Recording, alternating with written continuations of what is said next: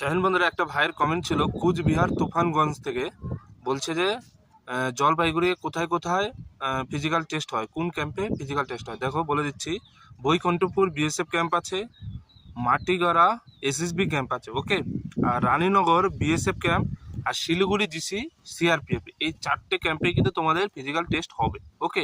এবার কার কোথায় পড়বে সেটা তোমরা যখন অ্যাডমিট আসবে, অ্যাডমিটের মধ্যে তোমাদের ডিটেলসে লেখা থাকবে, আর যা যা ডকুমেন্টস নিয়ে যেতে হবে সেগুলো কিন্তু ডিটেলসে লেখা থাকবে। আর ডোমিসিয়াল সার্টিফিকেট কিন্তু তোমাদের 100% লাগবেই লাগবে। এখন তুমি বার করতে পারবে না, যখন তোমার অ্যাডমিট কার্ড চলে আসবে তখনই তোমাদের যে ডেট দেবে ওই ডেটেই কিন্তু তোমাদের ডোমিসিয়াল সার্টিফিকেট বার করে নিয়ে যেতে হবে, ওকে। তো বেশি টেনশন নেওয়ার দরকার নেই, এখন তোমার যেটা দরকার মন দিয়ে ফিজিক্যাল প্র্যাকটিস করো, রানিং প্র্যাকটিস করো, কারণ ওয়েদার কিন্তু প্রচণ্ড গরম। এই গরমে কিন্তু তোমরা 5 কিলোমিটার কমপ্লিট করা অত সহজ নয়। বারবার বলছি, মন দিয়ে প্র্যাকটিস করো, ওকে। ভালো থাকবে, সুস্থ থাকবে।